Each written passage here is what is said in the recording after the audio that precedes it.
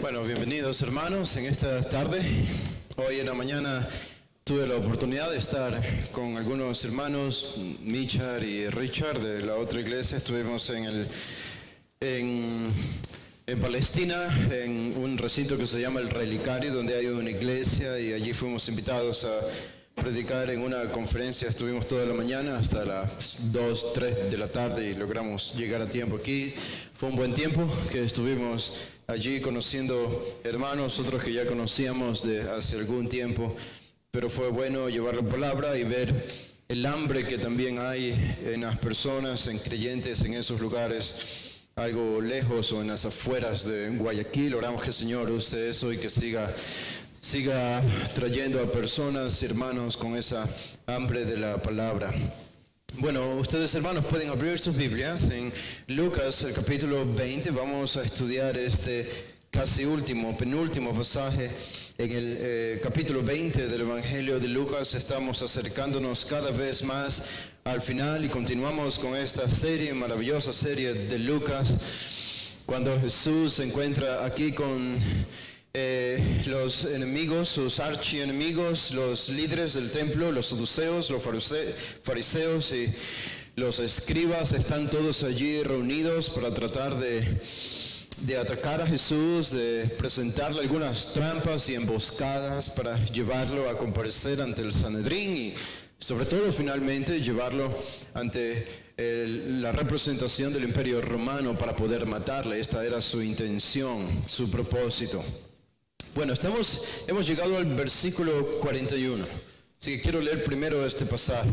Estamos en el versículo 41, hemos llegado. Voy a leer estos versículos, son 4 breves versículos, muy breves. Es un pasaje muy corto el que tenemos para el día de hoy, pero creo que hay suficiente material aquí para disfrutarlo por suficiente tiempo en esta tarde. Dice el versículo 41, Lucas 20, 41. Entonces él les dijo: ¿cómo dicen que el Cristo es hijo de David? Pues el mismo David dice en el libro de los Salmos: dijo el Señor a mi Señor, siéntate a mi diestra hasta que ponga a tus enemigos por estrado de tus pies. David pues le llama Señor. ¿Cómo entonces es su hijo? Y por lo que hemos estudiado en Lucas, si ustedes recuerdan, este es el día de las preguntas. Es el día de las preguntas. Yo tengo un problema con los micrófonos. Ustedes saben, hoy en la mañana que estábamos en esa conferencia, habían 3 micrófonos y los 3 funcionaban. Cuando agarré el primero se dañó. Después me dieron el otro, lo agarré porque funcionó bien mientras Richard lo usaba, pero lo cogí yo y se dañó. Así que nos tuvimos que quedar con uno y nos turnamos para responder las preguntas en la última sesión. Así que lo que toco lo daño en los micrófonos. Ojalá que no sea el caso con este, que hemos tenido siempre problemas. Pero aquí estamos en el día de las preguntas. Preguntas porque si ustedes se acuerdan de todo el capítulo 20, hay muchas preguntas. Tenemos la pregunta de la autoridad sobre Jesús. Los enemigos de Jesús, Jesús está en el templo y sus enemigos se acercan a él a hacerle la pregunta sobre su autoridad. ¿Quién te ha dado esta autoridad? ¿Por qué haces estas cosas? ¿Con qué autoridad? ¿Se acuerdan? La segunda pregunta fue la pregunta sobre el tributo, el impuesto que debía pagarse el César, otra emboscada, otra trampa para Jesús. Y la tercera pregunta de los saduceos sobre la resurrección, del versículo 27 en adelante. Este era el día de las preguntas. Pero es muy interesante que este pasaje en el que los enemigos de Jesús presentan un asedio hacia él, finalmente termina no con una pregunta de los enemigos de Jesús hacia él, sino con una pregunta de Jesús hacia sus enemigos. Eso es muy interesante. Las preguntas eran un recurso muy utilizado, sabemos, por los rabinos en ese tiempo, un método didáctico para enseñar, para ilustrar, para llamar la atención del público como el día de hoy.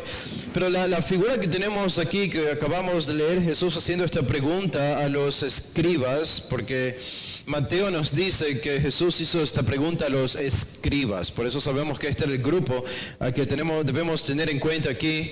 Escribas, ¿se acuerdan? Eran los eruditos de ese tiempo, los estudiosos de la ley. Podían ser fariseos o no fariseos, pero eran los teólogos de ese tiempo. Eran los que conocían las preguntas teológicas y tenían las respuestas, eran los que escribían teología y desarrollaban la tradición. Estos eran los eruditos del tiempo de Jesús en la ley, eran los que más conocían sobre Dios, se supone, eran los escribas.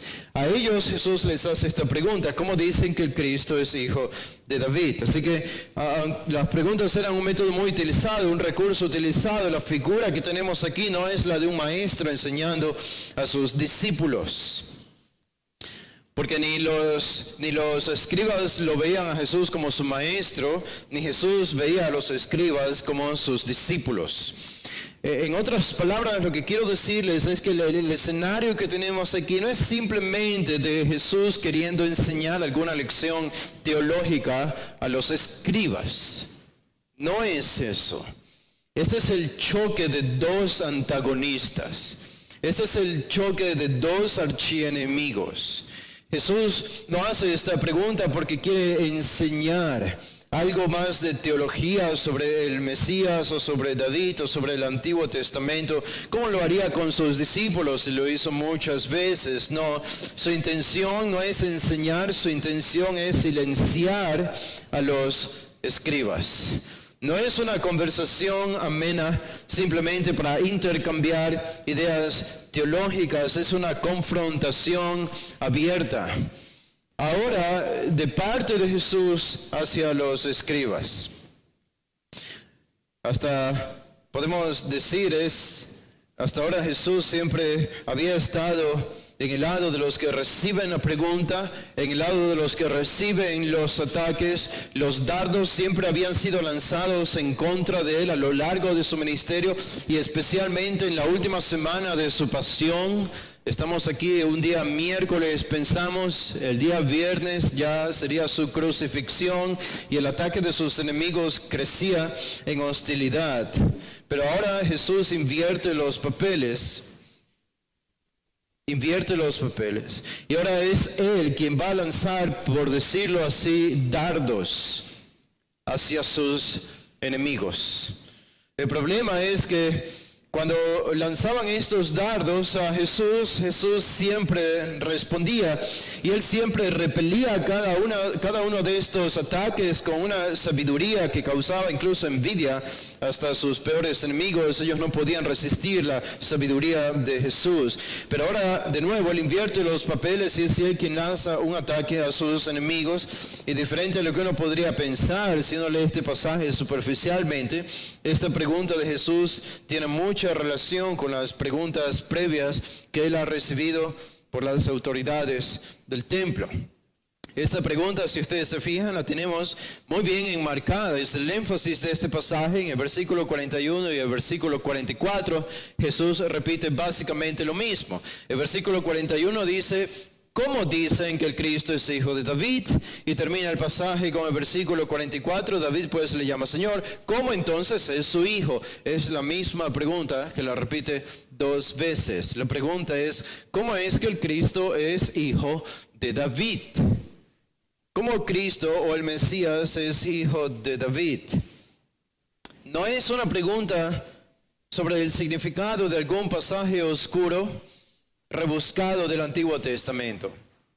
No era como este tipo de preguntas superficiales de dime el número exacto del versículo y del capítulo donde queda tal pasaje, y si no puedes responder esta pregunta quedas como un ignorante. No era esa la intención de Jesús aquí. No era algo tan superficial como esto. Jesús está haciendo una pregunta que los escribas, sobre un tema que los escribas conocen muy bien. E incluso tienen algún pensamiento limitadamente bíblico sobre lo que Jesús está preguntando. Es una pregunta con mucho significado. Es una pregunta, como vamos a descubrirlo, que tiene mucha relación con los ataques que Él acaba de recibir.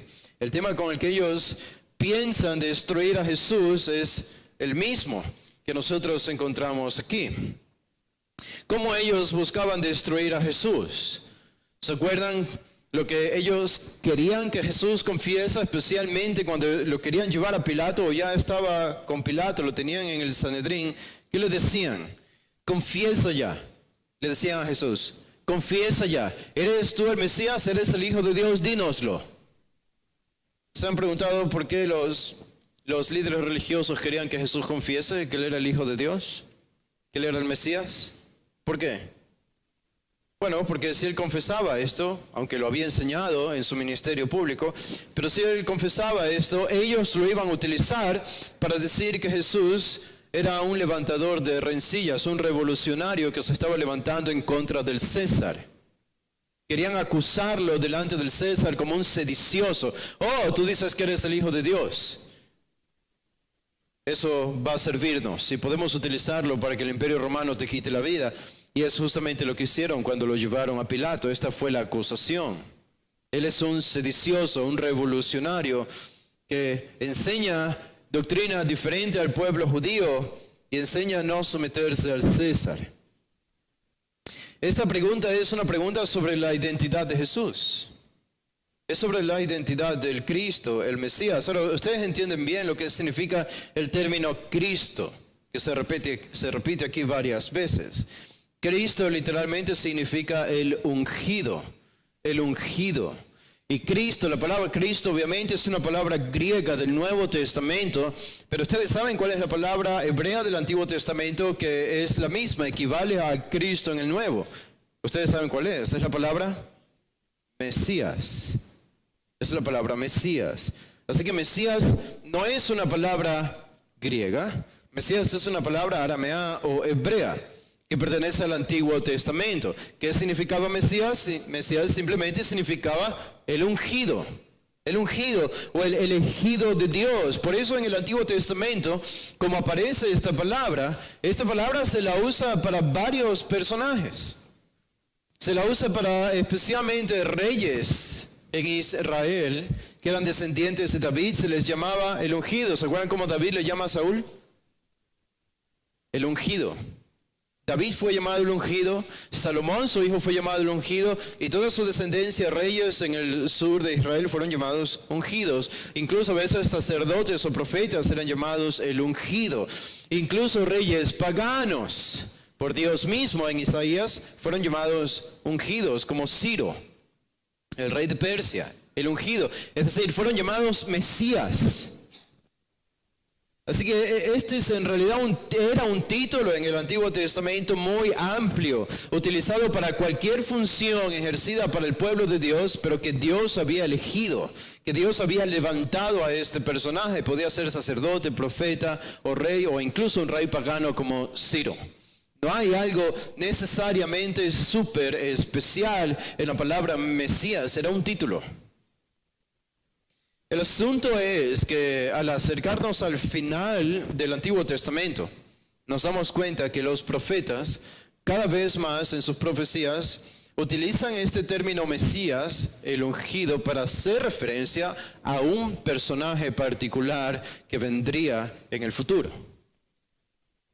Y de allí que los escribas, los estudiosos, cuando terminó el tiempo del Antiguo Testamento y antes de que comience el tiempo del Nuevo Testamento, ellos habían desarrollado ciertas perspectivas y doctrinas y tradiciones sobre lo que el Antiguo Testamento decía acerca del Mesías, y habían llegado a la conclusión de que este Mesías sería un personaje que vendría del linaje de David, porque es claramente lo que dice el Antiguo Testamento, Isaías, Jeremías, Oseas, etc.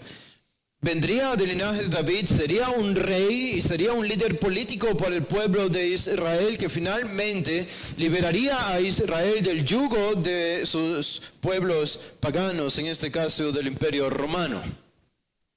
Y este era el personaje que ellos habían desarrollado. Digo, no es una perspectiva antibíblica, yo creo. Yo creo que es una perspectiva insuficiente, sí, pero es bíblica. Es bíblica, la idea de que será del linaje de David y que vendrá a liberar al pueblo de Israel y que será un líder político. Esto es lo que ellos esperaban. Para cuando Jesús llega y aparece en la escena pública, y cuando llegamos a este pasaje, los escribas y los judíos en general conocían muy bien la referencia de Cristo, la persona de Cristo. Ellos pensaban en el descendiente de David, el rey que va a venir a reinar, va a venir a liberarnos y a liderarnos políticamente, y que va a reinar sobre todo el mundo. Esto es lo que ellos pensaban sobre el Cristo. Y es a ellos, con esta perspectiva, que Jesús les hace la pregunta en el versículo 41. ¿Cómo dicen que el Cristo es hijo de David? Ahora piensen en esta pregunta. ¿Qué de importante tiene esta pregunta? ¿Por qué es una pregunta importante? Bueno, lo que Jesús está preguntando, lo que Jesús no está preguntando, no está diciendo con esta pregunta, porque podría dar la apariencia de que Jesús está negando que el Cristo es el hijo de David. ¿Tienen ustedes ese feeling, por decirlo así, cuando leen este pasaje? Si lo han leído varias veces, al menos a mí me daba esa perspectiva. Aparentemente es como que Jesús está diciendo que el Cristo no es el hijo de David. ¿Por qué él hace esta pregunta? ¿Cómo dicen que el Cristo es hijo de David? Pues David le llama en el libro de los Salmos mi Señor. Entonces, se le llama Señor, ¿cómo entonces es su hijo? Es como si estuviese diciendo, el Cristo no es el hijo de David. El Cristo es el Señor de David. Pero déjenme decirles, Jesús no está negando que el Cristo es el hijo de David. Eso no lo está negando, es muy claro. Isaías 11:1, Jeremías 23:5, Jeremías 33:15, Zacarías 3:8, Zacarías 6:12, todos estos pasajes en el Antiguo Testamento hablan de que el Mesías vendría de la rama de David, vendría del linaje de David, sería una descendencia de David. Y creo que la prueba más fehaciente para nosotros de que Jesús no está negando que el Cristo es el hijo de David es que en su propio ministerio no fue poco frecuente que a Jesús los judíos le llamaban hijo de David. ¿Se acuerdan? En el capítulo 18 de Lucas, el ciego, cuando Jesús pasaba por allí acercándose a Jerusalén, le llama Jesús, hijo de David, ten misericordia de mí. Y Jesús nunca rehusó recibir este título. Nunca rechazó este título, al contrario, aparentemente se apropió de este título escuchando la petición y supliendo la necesidad de este ciego, y lo hizo en más de una ocasión cuando le llamaban hijo de David. Así que él no está negando que el Cristo es el hijo de David, pero él está haciendo una pregunta acerca de el Cristo siendo hijo de David. ¿Qué quiere decir esta pregunta, sin embargo? Bueno, yo creo que la pregunta se aclara cuando nosotros entendemos el contexto en general, especialmente el tiempo del día habría sido o habría ocurrido probablemente un día lunes o un día domingo. ¿Se acuerdan? Hablamos de esto hace varias semanas, cuando Jesús entra en Jerusalén, lo estudiamos ya aquí en Lucas. Pero en Mateo nos ofrece una representación más clara de lo que sucedió allí y lo que los judíos decían cuando Jesús entró a Jerusalén. ¿Se acuerdan? En la entrada triunfal. Y allí están ellos, y dice en Mateo 21:9, y la gente que iba delante y la gente que iba detrás clamaba, Jesús está sobre el pollino, y todos comienzan a alabarle y adorarle mientras él entra en Jerusalén. ¿Y qué decían las multitudes que estaban allí? Hosana al Hijo de David. Bendito el que viene en el nombre del Señor, hosana en las alturas. ¿Qué cantaba la gente cuando lo vieron a Jesús entrar en Jerusalén hace apenas 2 días del pasaje que estamos estudiando hoy? Hosana al Hijo de David. Era un título muy popular. Y la gente estaba atribuyéndole a Jesús realeza. Le están tratando como un rey, como el descendiente de David, como el Mesías, que viene a cumplir las promesas davídicas al pueblo de Israel. ¿Ustedes se acuerdan lo que pasó inmediatamente después de eso? Que Jesús entra en Jerusalén, purifica el templo y echa a todos los que estaban allí vendiendo, comprando, a los cambistas. Y después de esto aparecen las autoridades del templo que se acercan a Jesús y le preguntan, ¿quién eres tú para hacer todo esto? ¿Con qué derecho haces lo que estás haciendo? Intentaron silenciar a Jesús con esta pregunta, ¿quién es el que te ha dado esta autoridad? ¿Quién te ha dado esta autoridad? Al rechazar de esta manera a Jesús, al negar esa autoridad de Jesús, obviamente están negándole el título del Mesías. Están negándole el título de ser el hijo de David que cumpliría las promesas para el pueblo de Israel. Están negándole este título. ¿Qué hace Jesús en nuestro pasaje? Hace una pregunta relacionada a esto mismo. ¿Cómo dicen que el Cristo es hijo de David? ¿Por qué Jesús hace esta pregunta? Es como si Jesús les dijera en otras palabras: ustedes creen que yo no tengo el derecho de ser llamado hijo de David, ¿verdad? Porque ustedes no creen que yo soy el Mesías, ustedes no creen que yo soy el hijo de David prometido, el rey. Bien, quiero mostrarles algo, porque aún ese título que ustedes no quieren atribuírmelo a mí, aún ese título de hijo de David no hace justicia a mi identidad. Aún ese título, hijo de David, me queda corto. Me queda corto. Después de todo, darme el título de hijo de David no es mucho, no es suficiente comparado al otro título que también me describe.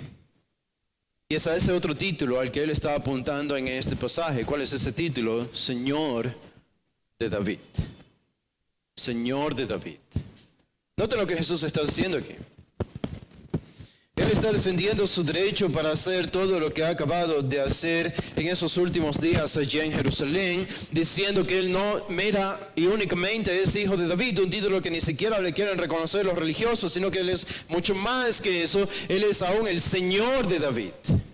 Es más que un mero personaje político, es mucho más que un mero rey humano.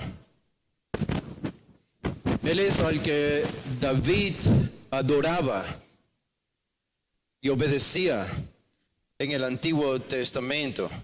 Así que ustedes se dan cuenta, Jesús no niega que él es el hijo de David, pero dice que hay un título mayor a ese que también lo describe. Y es a ese título que él apunta en este pasaje con la pregunta que le hace a los escribas.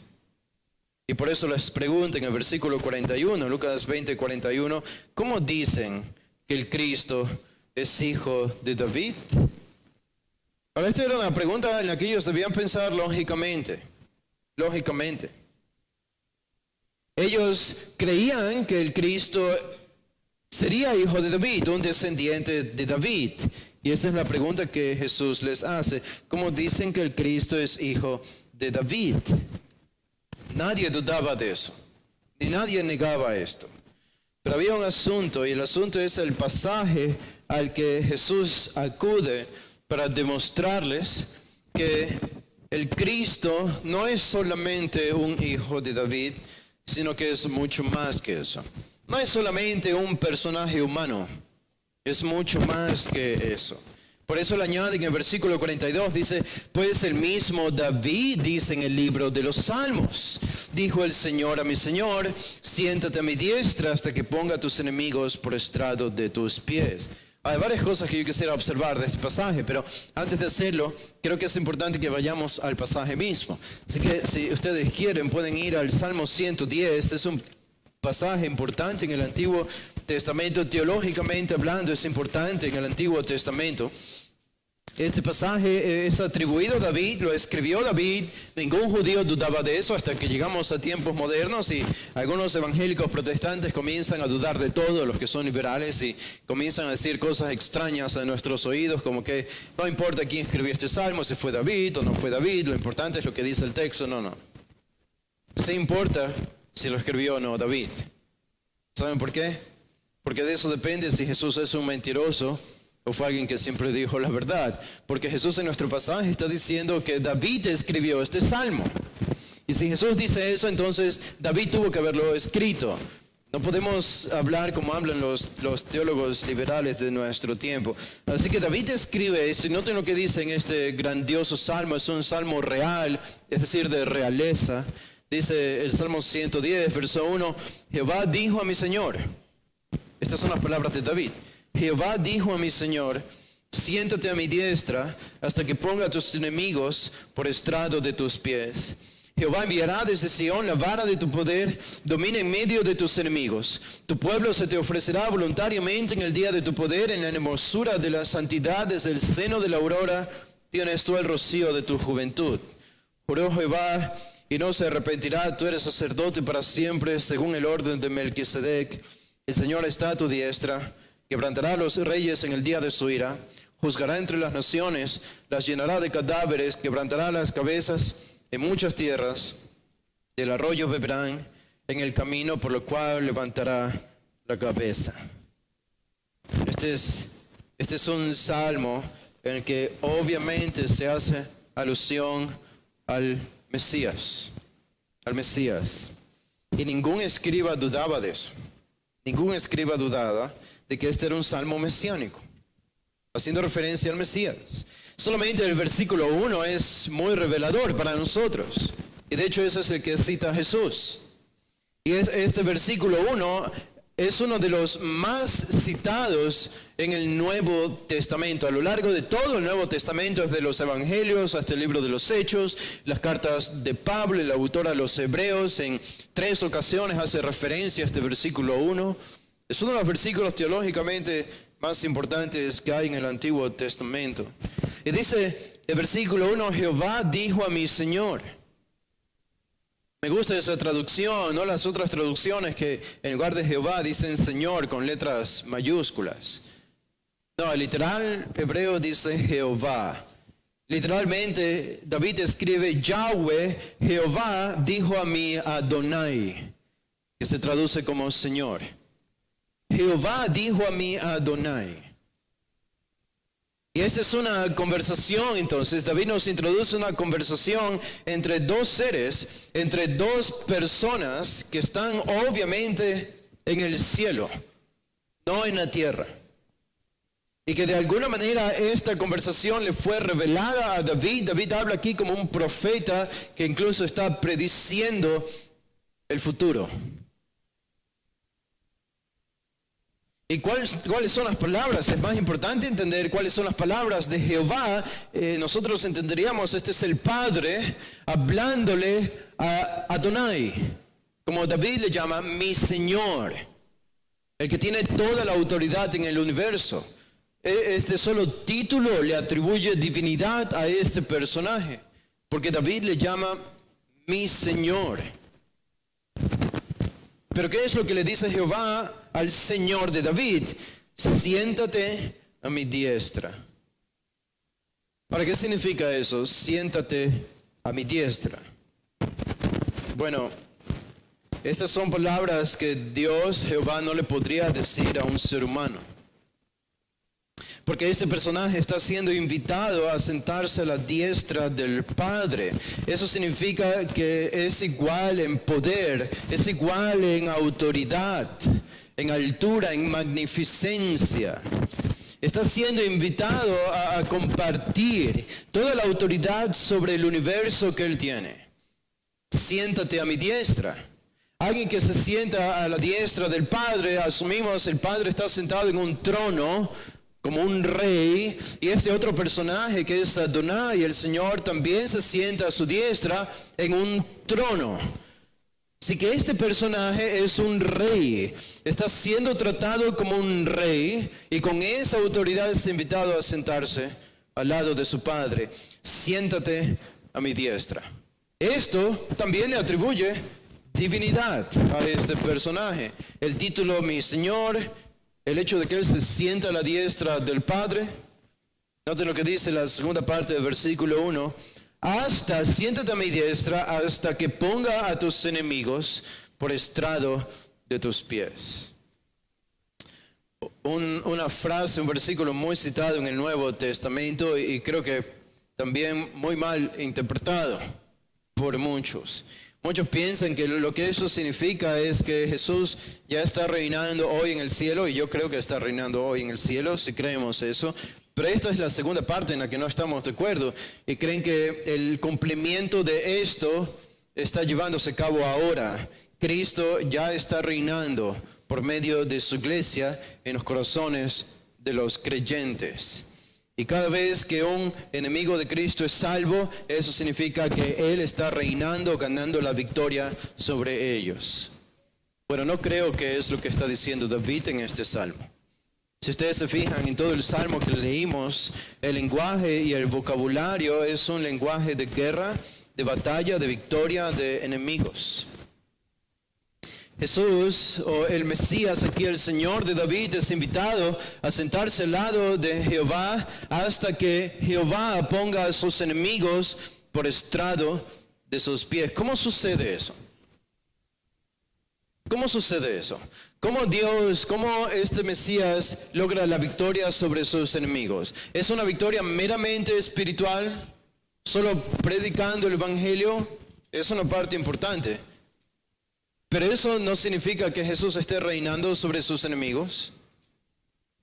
El Salmo promete que Él va a reinar sobre sus enemigos. Esto nos dice que este personaje tiene enemigos. Ahora, yo supongo que ustedes podrían decir, bueno, Dios tiene sus enemigos. Sí y no. Sí y no. Digo, todos nacemos siendo enemigos de Dios, porque nacemos en pecado. Desde esa perspectiva espiritual, todos son enemigos de Dios, excepto los creyentes. Pero hay otro sentido en el que es difícil que alguien se constituya en un enemigo personal de Dios cuando ni siquiera puede verle. Dios es un ser espiritual. Y el lenguaje que usa aquí David es el de un personaje que se ha ganado enemigos. Es decir, de que él ha estado en el contexto en el que esos enemigos vivían. Y por alguna razón estos hombres le odiaron al Señor de David y se convirtieron en sus enemigos. Es decir, él estuvo con ellos en algún momento y ellos se convirtieron en sus enemigos. Y lo que le promete el Señor Jehová es que Él va a reinar sobre ellos. Así que esto es mucho más que un reino espiritual. ¿Cómo Él gana la victoria sobre sus enemigos? Bueno, reinando sobre ellos. ¿Cómo reina sobre sus enemigos? Sentándose en un trono terrenal, convirtiéndose en el rey del mundo entero y haciendo que todos le obedezcan. ¿Saben cuándo va a suceder esto? En el reino milenario. En el reino milenario, cuando todas las naciones van a someterse a Cristo. El Salmo 2. Y la nación que no quiera obedecer a Cristo y se quiera constituir enemiga de Él va a ser castigado por el mismo Cristo. Es lo que promete el Salmo 2. Esa es la manera en la que sus enemigos son puestos por estrado de sus pies. Todos van a tener que confesarle y venir y adorarle. Es muy interesante esto y esto nos adelanta que este personaje sería humano también, porque sería conocido por sus enemigos, sería visto y odiado por sus enemigos, se ganaría enemigos y dominaría en medio de ellos, dice el versículo 2, y tendría un pueblo que le seguiría en el versículo 3. Un rey necesita súbditos. Y este es Cristo en su segunda venida, cuando tendrá un pueblo esperándolo, viniendo con Él, junto a Él, para que Él reine sobre ellos también. E incluso versículo 4, tú eres sacerdote para siempre según el orden de Melquisedec, es otra referencia a la divinidad de este personaje, porque Melquisedec se conoce, no tenía parentela, genealogía, aunque sí la tenía, pero no era conocida. Y por ser una descendencia desconocida, se lo asemeja, se hace un paralelismo con Cristo, con Jesús. Melquisedec no era Jesús. Melquisedec era un sacerdote del Antiguo Testamento en el tiempo de Abraham, un hombre piadoso, un rey y un sacerdote, pero cuya genealogía es desconocida. Y el autor de los Hebreos simplemente dice, en ese sentido, Cristo es sacerdote según el orden de Melquisedec, porque él no tiene genealogía en el sentido de que es Dios. Así que aún ese título, según el orden de Melquisedec, apunta a la divinidad de este personaje. Todos entendían esto. Todos entendían esto. Era muy claro. Este salmo apunta a la divinidad de este personaje al que David le llama mi Señor. Y nadie dudaba de que este salmo era un salmo mesiánico. Los escribas entendían que este era un salmo mesiánico. Ahora, el problema es que los escribas no veían a Jesús como el Mesías. Pero Jesús está a punto de probarles que Él es mucho más que un personaje davídico, mesiánico. Él es un personaje divino. Y regresando aquí a Lucas 20, Él dice por eso en el versículo 42, el mismo David dice en el libro de los Salmos, y me encanta la manera en la que Jesús lo hace. Noten, el mismo David dice esto. A esto en la interpretación le llamamos la intención del autor. ¿Dónde yace el significado de un texto?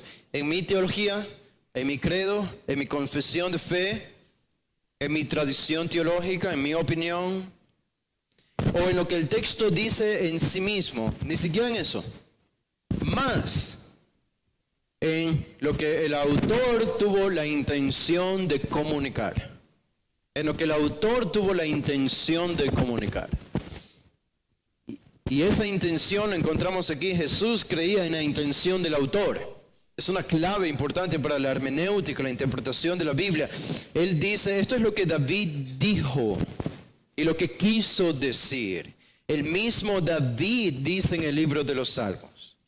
Es un principio hermenéutico importante, especialmente el día de hoy, en el que es tan frecuente imponer sobre los textos de la Biblia significados que nunca estuvieron allí o que el autor original nunca pensó que debían estar allí. Eso es un error en la interpretación. David está hablando estas palabras y el significado es controlado por David, porque él escribió este salmo. Y dice Jesús, el mismo David, dice en el libro de los Salmos, dijo el Señor a mi Señor, siéntate a mi diestra hasta que ponga a tus enemigos por estrado de tus pies. Importante versículo. ¿Han sido puestos los enemigos de Cristo por estrado de sus pies ya o todavía no? Bueno, si ustedes leen Efesios 1, aparentemente Pablo estaría diciendo que esto ya ocurrió. Cuando Jesús fue resucitado, sus enemigos fueron puestos debajo de sus pies. Noten, en Efesios 1:21, hablando de Cristo, dice, Él ha sido puesto sobre todo principado y autoridad y poder y señorío y sobre todo nombre que se nombra no solo en este siglo, sino también en el venidero, y sometió todas las cosas bajo sus pies. Bueno, uno lee esto y dice, me parece que esta promesa ya se cumplió. Todo ha sido puesto bajo los pies de Cristo. Y nosotros diríamos, ¿en serio? No es la única vez que el Nuevo Testamento cita este pasaje del Antiguo Testamento. Porque noten lo que dice Hebreos el capítulo 10. Dice el versículo 12. Hebreos 10:12 dice, pero Cristo, habiendo ofrecido una vez para siempre un solo sacrificio por los pecados, se ha sentado a la diestra de Dios. Esto es pasado. Él ya se sentó a la diestra de Dios después de su resurrección. Y Pedro hace esto muy claro en su primera predicación, su primer sermón en Hechos 2. A que ustedes crucificaron, Él le ha levantado y se ha sentado a su diestra. Esto ocurrió cuando Jesús resucitó. Fue y se sentó a la diestra de Dios. Pero noten el versículo 13. De ahí en adelante esperando hasta que sus enemigos sean puestos por estrado de sus pies. Así que el autor a los hebreos, hablando en presente todavía, dice que todavía Jesús sigue esperando a que sus enemigos sean puestos por estrado de sus pies. Y déjeme añadir un versículo más, por si alguno todavía está caminando como cucaracha con 3 patas, como titubeando acerca de lo que estoy diciendo. Noten lo que dice 1 Corintios 15. Esto debería ser suficiente para convencer de que esta promesa todavía no se ha cumplido, que no es una promesa meramente espiritual, Jesús reinando sobre sus enemigos por medio de la iglesia en el corazón de los creyentes. Es una perspectiva muy platónica, pero no es bíblica. Necesitamos una perspectiva más bíblica, y la posición más bíblica es más terrenal. Es más terrenal. Es La idea de un rey, si tú te imaginas un rey gobernando sobre sus enemigos terrenales, así Cristo va a reinar sobre sus enemigos. Y dice Pablo en 1 Corintios 15, dice versículo 24, cuando va hablando en el orden de las cosas que deben suceder, dice versículo 20, 15:20, 1 Corintios 15:20, más ahora Cristo ha resucitado de los muertos, primicias de los que durmieron es hecho, por cuanto la muerte entró por un hombre, también por un hombre la resurrección de los muertos. Versículo 23, pero cada uno en su debido orden, Cristo las primicias, el primero en resucitar. Luego los que son de Cristo en su venida, esto es futuro. Desde el versículo 23 en adelante, la segunda parte, todo es futuro. En su venida, su segunda venida, cuando todos resucitemos. 24, luego el fin, cuando entregue el reino al Dios y Padre, cuando haya suprimido todo dominio, toda autoridad y potencia. Esto todavía no ha sucedido, es futuro. Porque preciso es que Él reine hasta que haya puesto a todos sus enemigos, que dice, debajo de sus pies. Y esto Pablo lo dice que va a suceder después de la segunda venida, en el versículo 23, que Él va a reinar sobre sus enemigos, sobre todo dominio, autoridad y potencia. Así que no es meramente un reino espiritual, no es un reino platónico de Cristo como se ha creído en muchos círculos evangélicos. Cristo no puede llevarnos a la eternidad dando la única cara que le dio al mundo cuando vino en su primera vez de derrota. Un Mesías rey crucificado en una cruz. Resucitando sí, pero en privado solo para sus discípulos, después se fue en secreto al cielo. ¿Y me van a decir que eso es lo único que Cristo va a mostrar al mundo? No. No, Él tiene que venir y demostrar que Él no es un rey derrotado. Y Él va a venir y va a reinar durante 1000 años. Y va a demostrar que Él va a cumplir todo lo que se promete cuando reine terrenalmente desde el trono de David en Israel y gobierne y domine sobre toda la tierra. Durante todo ese tiempo sus enemigos estarán puestos debajo de sus pies. Entonces vendrá la eternidad, cuando Él haya demostrado que no hay nadie como Él para reinar y que Él tiene que reinar sobre la tierra, porque han sido las profecías del Antiguo Testamento. Bueno, todo esto estaba en mente, ¿saben? Y de alguna manera los escribas creían y afirmaban todo esto. Ellos creían todo esto. ¿Cuál era el problema? El problema es, como dice Jesús, termina este pasaje en el versículo 44 de Lucas 20:44. David pues le llama Señor. Este es el argumento de Jesús, si ustedes quieren. El argumento de Jesús. David le llama Señor. En el original del Antiguo Testamento hebreo, mi Adonai. Aquí mi Kurios, mi Señor, mi máxima autoridad. Si David le llama Señor, entonces ¿cómo es que este Señor es su hijo? No tiene ningún sentido. No puede ser su hijo si es su Señor. ¿O sí? Ese es el punto de Jesús. Ese es justamente el punto de Jesús. ¿El Cristo, el Mesías, es el hijo de David o es el Señor de David? ¿Es el hijo de David o es el Señor de David? ¿Saben? Una pregunta muy difícil de responder para los escribas, porque ellos creían que el Salmo 110 apuntaba al Mesías. Porque ellos creían que el Salmo 110 hablaba sobre un descendiente de David, por lo que dicen otros pasajes del Antiguo Testamento. Ellos creían todo esto. Ustedes se fijan, cuando Jesús hace esta pregunta, ellos no responden a Jesús diciéndole, bueno, pero ¿por qué dices que el Salmo 110 habla sobre el Cristo? Nosotros no creemos que habla sobre el Cristo. Esta no fue la respuesta de los escribas, porque ellos sí creían que hablaba sobre el Cristo.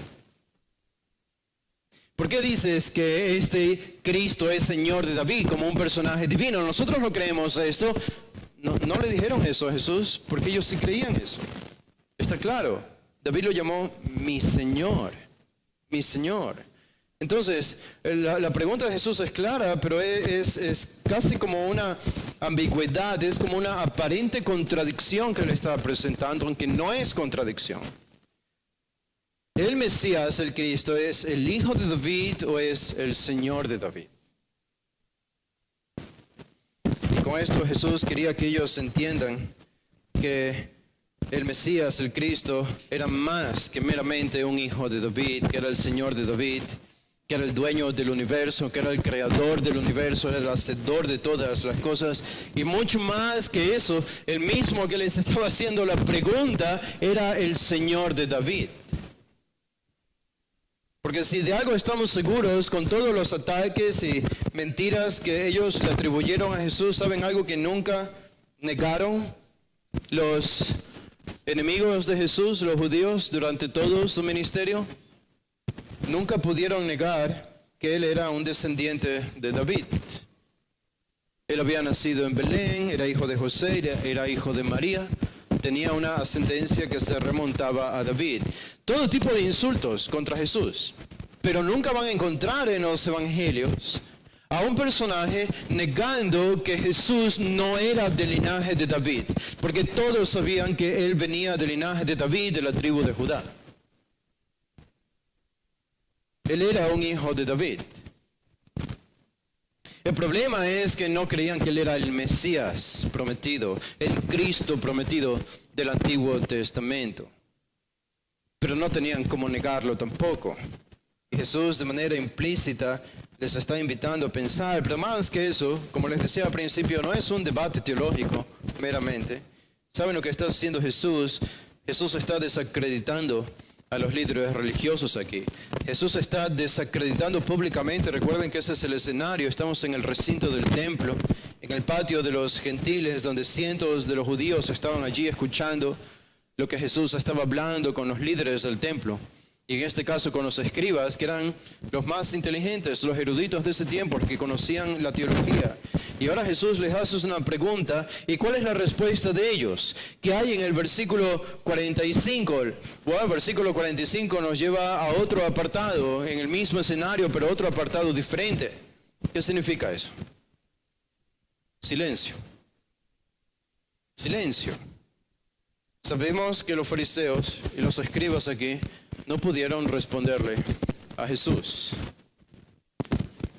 No pudieron responder a Jesús. No pudieron confesar la divinidad del Cristo.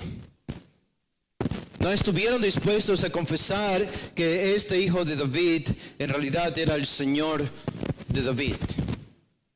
No pudieron llegar a eso. Hubo silencio. A veces dicen, me acuerdo de una conversación con unos hermanos del seminario allá en Los Ángeles. Alguien hizo una pregunta sobre un comentarista y yo mencioné el nombre de un comentarista. Era antiguo, un comentarista antiguo que ya murió hace muchos años. Y otro joven seminarista inteligente, él dijo, pero eso es muy antiguo. Hay comentaristas más modernos que son mejores.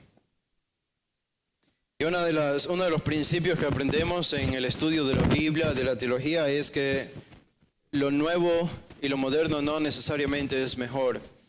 Casi que lo antiguo siempre es mejor. Y pensando en autores antiguos, usualmente son los más profundos cuando analizan la escritura. Digo esto porque estaba leyendo un autor llamado Lewis Johnson. Gran predicador,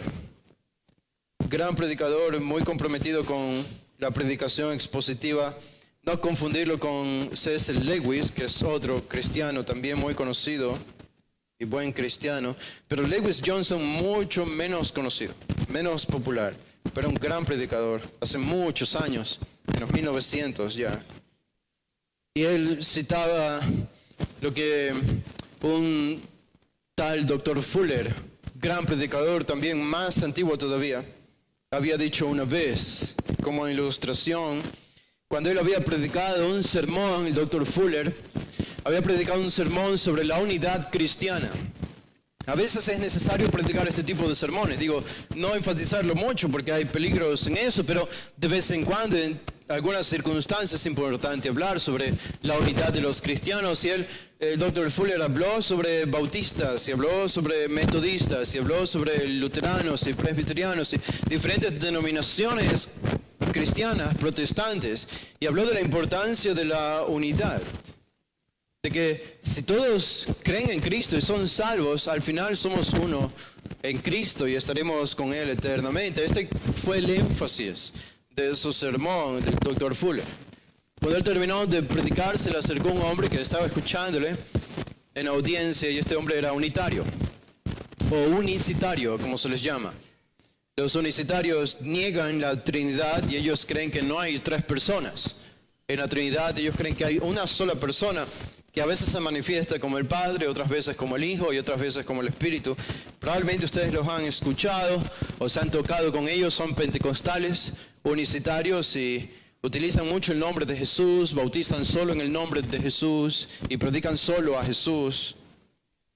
Ellos tienen esta doctrina de negar la Trinidad, y el unicitario se acercó al Dr. Fuller y dijo que se sentía discriminado por su predicación, porque le llamaba la atención cómo incorporó en la unidad cristiana todas estas denominaciones protestantes, pero nunca mencionó a los unicitarios, y él era uno de ellos.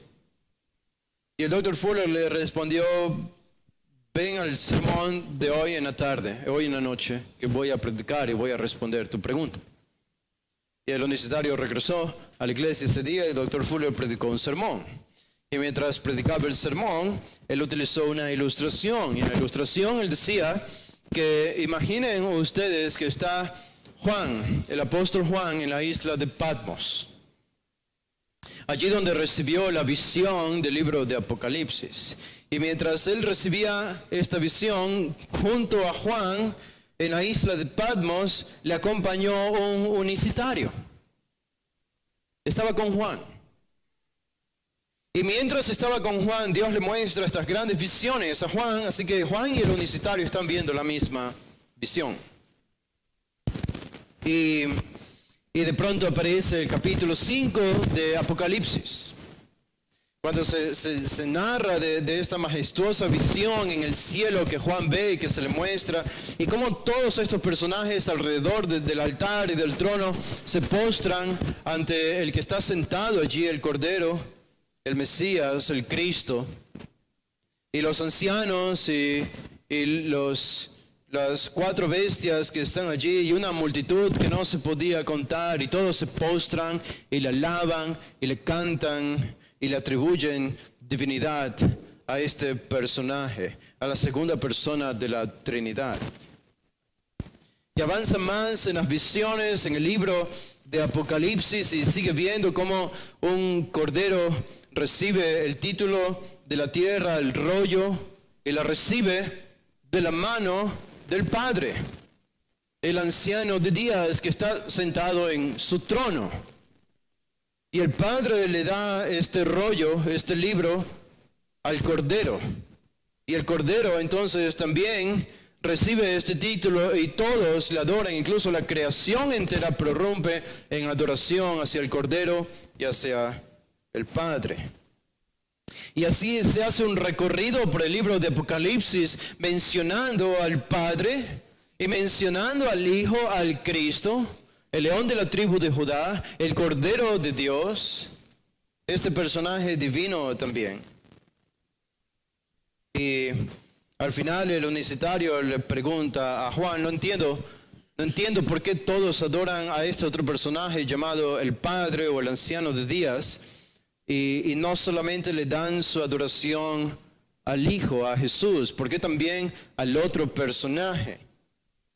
Y una respuesta de Juan es que de algo podemos estar seguros, y es que todos los que van a entrar en el cielo, sin excepción alguna, todos van a adorar a las tres personas de la Trinidad. Todos. Nadie puede quedarse con sus piernas rectas cuando esté en el cielo. Todos van a postrarse delante de estos tres personajes.